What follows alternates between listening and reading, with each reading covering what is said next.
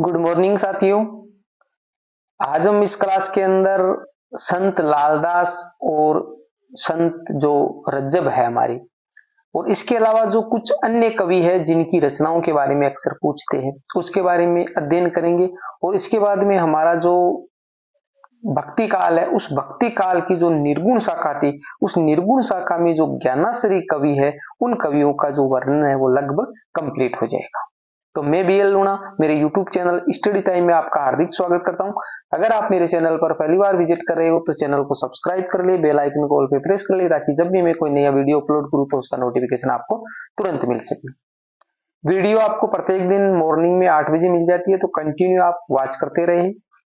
First grade और second grade की playlist बनी, वहां पर सारा कोर्स अच्छे से करवा रखा है, और उसकी जो पीडीएफ फाइल है वो मैंने टेलीग्राम पे सेंड कर दी, उस टेलीग्राम को भी आप ज्वाइन कर लीजिए। बिना समय गमाए हम शुरुआत करते हैं आज की क्लास की। तो देखिए संत लालदास। तो संत लालदास को पढ़ने से पहले हम क्या करते हैं कि पिछले दिन हमने क्या पढ़ा उसके क्वेश्चन है मैं पूछता हूं आपको, जिसके जवाब आपको कमेंट में देने होते हैं। उसके बाद में हम रिवीजन करेंगे, उस रिवीजन के टाइम में इनके आंसर आपको बता दूंगा। तो देखिए संत शिंगा की काव्य भाषा है, और मोस्ट क्वेश्चन है मैंने बताया है। विश्नोई संप्रदाय के प्रवर्तक कौन माने जाते हैं? जाम्बोजी का समाधि स्थल कहां पर है? निराला पंथ की स्थापना किसने की थी?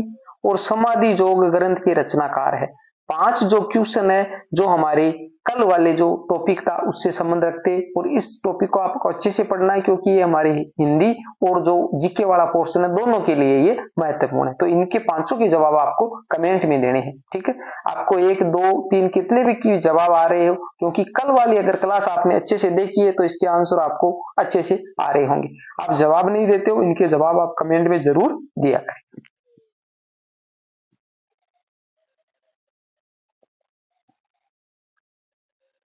अब है संत लालदास से संबंधित महत्वपूर्ण बिंदु। जन्म की बात करें तो 1540 ईस्वी में इनका जन्म हुआ था। मृत्यु की बात करें तो 1648 ईस्वी में इनकी मृत्यु हुई थी। तो जन्म डेट और मृत्यु डेट है, दोनों को अच्छे से आपको ध्यान में रखना है। जन्म इनका वो अलवर जिले के धोलीधूप गांव में मेव जाति में हुआ था, यानी मेव है वो जाति थी, धोलीधूप है वो गांव है जो कहां पड़ता है? अलवर जिले। लालदासी संप्रदाय के प्रवर्तक, तो इसका तो कोई ज्यादा इश्यू नहीं है, याद रह जाएगा, क्योंकि लालदास नाम है और लालदासी संप्रदाय की स्थापना की है, तो अच्छे से याद रह जाएगा। समाधि स्थल की बात करें तो नगला भरतपुर, यानी इसका जो समाधि स्थल जन्म है वो अलवर में है, और जो समाधि स्थल है वो नगला भरतपुर के अंदर है। ये भी क्वेश्चन पूछा गया है, लालदास का जो समाधि स्थल है वो कहां है? तो नगला भरतपुर के अंदर है।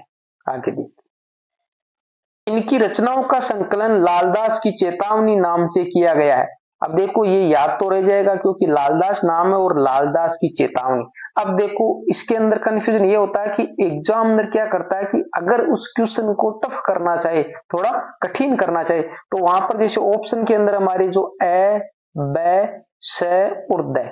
अब क्या है कि हम जैसे सोच ले कि लालदास की चेतावनी नाम, तो लालदास का नाम आएगा तो लालदास के हिसाब से हम पढ़ लेंगे और हमारे को ये क्वेश्चन आ जाएगा। पर एग्जामिनर इसको अगर हम अच्छे से नहीं पढ़ के जाते हैं, क्योंकि ये लालदास की चेतावनी, अब यहां पर दे दे लालदास की कहानी, लालदास के पद, लालदास की ग्रंथावली, या एक नाम और दे दे, तो इस प्रकार दे दे, फिर वहां पर कंफ्यूजन हो जाता है कि वो लालदास तो नाम है याद रहता है, पर 4 ऑप्शन में ऐसे ऑप्शन आ जाए, फिर इस क्वेश्चन को हम अच्छे से नहीं कर पाते। तो जो भी कुछ पढ़ो, इसलिए मैं छोटी छोटी क्लास दे रहा हूं आपको कि जितना पढ़ो, यानी 10 मिनट की जो क्लास होती है, 15 मिनट की जो क्लास होती है, इसके अंदर जितना भी आपने पढ़ा उसको इस प्रकार याद कर लो कि वापिस हमारे को कंफ्यूजन ना हो, क्योंकि चाहे कम पढ़ो पर उसको इस प्रकार पढ़ो कि एग्जाम में है वो अच्छे से हमारे को याद रहे। जल्दी में जब हम पढ़ते हैं तो फिर वो, क्योंकि पढ़ा हुआ जो क्वेश्चन होता है वही अक्सर गलत होता है। जिस क्वेश्चन को आज तक आपने कभी नहीं देखा है तो वो क्वेश्चन आपका गलत नहीं होगा, क्योंकि उसको तो हम देखते ही छोड़ देंगे, क्योंकि वो तो नहीं आ रहा है हमारे को।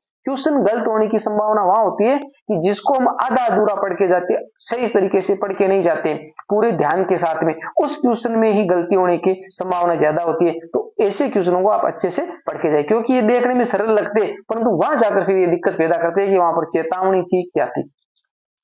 एक बार मेरे खुद के क्वेश्चन है वो गलत हो गया था, जीके वाले पोर्शन में था कि उसके जो ये जो डेट होती है ना, वो मेरे को अभी याद तो नहीं है, ये जैसे 1998 के लगभग थी। अब वो सभी में चारों में 1998 दे दी, और फिर इसकी जो तारीख थी वो तारीख 24 के लगभग थी, तो वो 24 तारीख दे दी। अब यहाँ पर नवंबर, सितंबर, दिसंबर ये एसएन उसमें चेंज कर दिया गया, तो अब वो इतना तरीके से याद नहीं किया हुआ, तो उस नवंबर, दिसंबर, सितंबर में कंफ्यूजन हो गया कि नवंबर था, दिसंबर था, और वो क्वेश्चन मेरा गलत हो गया, आते हुए भी वो गलत हो गया। तो आप अच्छे से इसको पढ़ के जाए। अब देखिए बात करते हैं 13 नंबर की, तो है हमारे संत रज्जब। जन्म इसका 1567 ईस्वी में हुआ था और मृत्यु 1689 ईस्वी में हुई थी। पूरा नाम रज्जब अली खान है। यानी जो लोग है वो पढ़ते सभी है, परंतु पढ़ने का जो तरीका होता है उस हिसाब से अगर पढ़ोगे तो ही एग्जाम में अच्छे से क्लियर कर पाओगे। ये दादू के प्रमुख शिष्य थे। रज्जब है वो दादू दयाल के शिष्य थे, कहने का मतलब जो रज्जब है उसके गुरु है वो दादू दयाल थे। इन्होंने दादू की समस्त रचनाओं का संकलन अंगवधु नाम से किया। क्वेश्चन है वो कई बार पूछा गया है, यानी दादू की जो रचना है, ठीक है, उसका संकलन है अंगवधु नाम से किसने किया, तो रज्जब ने किया। या रज्जब ने दादू की रचनाओं का संकलन किस नाम से किया, तो अंगवधु नाम से किया है।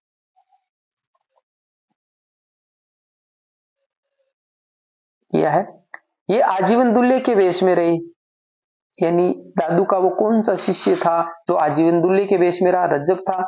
या वो कौन थे जो आजीवन दुल्हे के वेश में रहे, वो रज्जब थे। क्यों रहे, क्योंकि ये जब दुल्हे बन के शादी करने के लिए जा रहे तो बीच में इन्होंने जो दादू दयाल के प्रवचन को सुना, और उनको सुनकर इनके इतना परिवर्तन आया कि वो उसी टाइम है वो दादू के शिष्य बन गए, और वहां इन्होंने उसकी आश्रम में रहना स्टार्ट कर दिया, और वो जिंदगी भर फिर वो उस दुल्हे के वेश में ही रहे। तो ये आजीवन दुल्हे के वेश में रहे। अब अन्य कवि,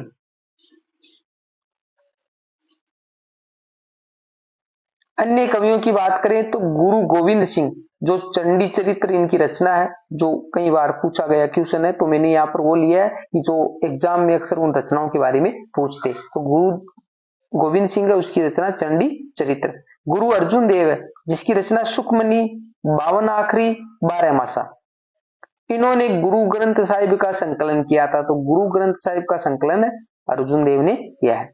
सहजोबाई, सहज प्रकाश इनकी रचना है, और दयाबाई जो दयाबोध, ये दो है जो मोस्ट है, और दोनों ही किसकी शिष्य है, चरणदास जी, चरणदास जी के। यहाँ पर कंफ्यूजन होता है कि ये चरणदास की शिष्य है या फिर जो हमारे दादू दयाल की शिष्य है, तो चरणदास और दादू दयाल में कंफ्यूजन होता है। तो सहजोबाई और दयाबाई दोनों ही चरणदास की शिष्य है, न कि दादू दयाल की, और इनकी सहज प्रकाश और दयाबोध दो रचना है।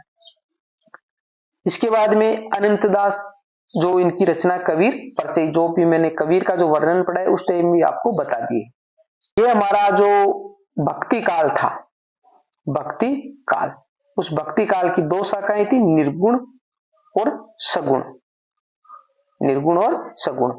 तो वहां पर जो हमने इस निर्गुण की जो दो शाखाएं फिर की गई थी, एक थी ज्ञानाश्री और एक प्रेमाश्री। तो ज्ञानाश्री के बारे में हम पढ़ रहे थे, ज्ञानाश्री शाखा थी। ज्ञानाश्री जो शाखा थी उसके जो जितने भी जो कवि, जो लेखक जो थे, जिनके बारे में हमने अच्छे से पढ़ लिया है। अब इसके बाद में हम क्या करेंगे कि जो ये जो मैं आपसे क्वेश्चन पूछ रहा हूं, इन 5 क्वेश्चन प्रत्येक टॉपिक के बाद इनको एक जगह करेंगे, फिर मैं उसके क्वेश्चनों के आंसर आपको बता दूंगा, तो एक बार हमारा अच्छे से रिवीजन हो जाएगा। तो कल वाली क्लास के अंदर हम वो देखेंगे।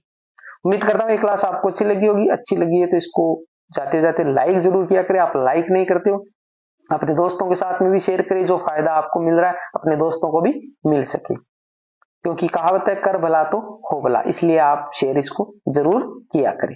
मिलते हैं अगली वीडियो में, तब तक के लिए जय भीम, जय भारत।